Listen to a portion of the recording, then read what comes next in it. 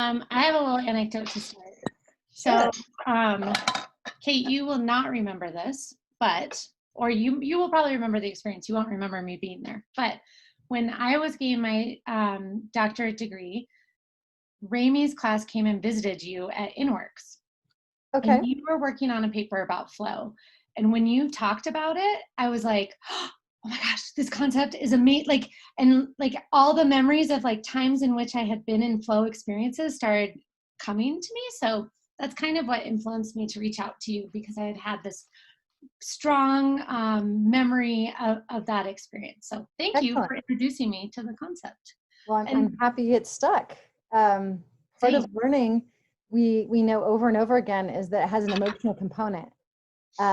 It is so much easier to write things to our long-term memory when we have a strong emotional reaction to how we learned it, negative or positive. You're not going to put your hand on the hot burner again.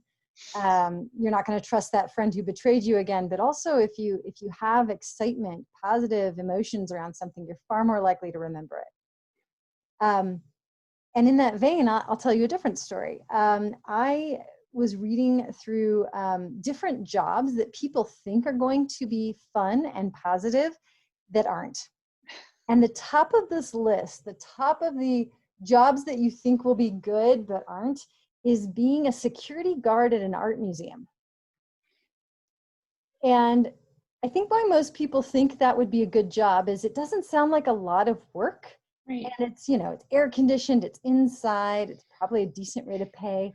And the average security guard at an art museum ends up, making sure nobody's touching the art when they're not supposed to, or getting too close to it. And answering questions about where the bathroom is, right? That's that job. And if you think about that job for just a second more, you realize that is one of the most boring jobs on the planet, because you don't get to look at the art. You actually can't sit there and look at the art. You have to actually look at the people, and pay it, and sort of have this low level of attention that actually is not being stimulated by great art. It's being stimulated by the crowd coming past it. And that is almost the opposite of what flow is. So flow is a type of happiness. When Mihaly Csikszentmihalyi did his flow research, it was, I think, the 80s. And he put pagers on people that would go off randomly. And his goal was to find out what people's moods were and what they were doing when it happened. And so, the pager would go off and people had 3 questions to answer. And one of the things he discovered was that peak happiness was not happening when you're vegging on the couch or on vacation on a beach, relaxing with a Mai Tai in your hand. The surgeon was reporting his highest moment of happiness was right after he came out of a really tough surgery where he almost lost the patient, but didn't. It was different in there once he got inside the patient than he expected. It was for a teacher that the lesson that almost went sideways, but we managed to recover it, and the students really had an aha moment. Across the board, regardless of what the profession was, level of education, any of those things, there were some things that were in common. Number one, it was not boring. But there was a clear goal that the person was trying to attain. And they were getting immediate feedback on how well they were doing. And it became an autotelic experience, right? They were learning from what they were doing. They were able to keep progressing through what the experience they were having and make incremental improvements or learn right away from a sudden setback, and recover from it. One of Csikszentmihalyi's grad students, Keith Sawyer, went on to study this phenomenon in groups. And Sawyer finds it happens a lot, like in that moment when a basketball team has a hot streak, or a jazz quartet, when they just know they can throw the improv to somebody else and they're going to take it and do great things with it. That moment of knowing and learning from inside the experience, that's flow. And as far as I can tell, the only people who have nailed how to do this sort of on a repetitive, consistent basis are video game designers. Interesting.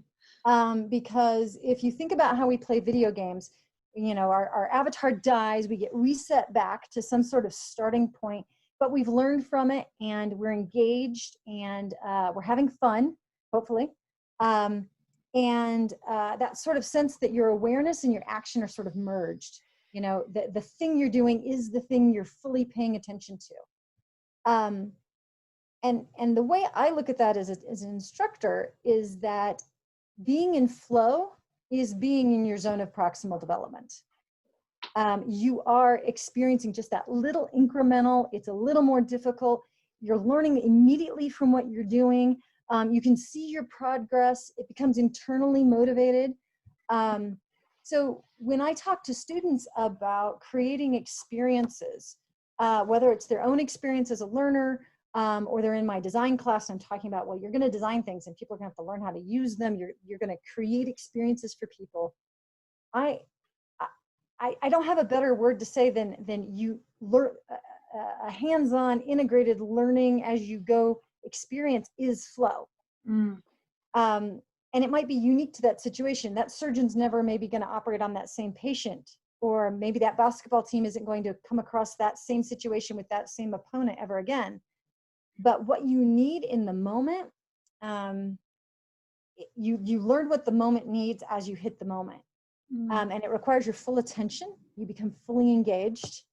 And that's the only way to get through the moment, is to be that fully engaged self.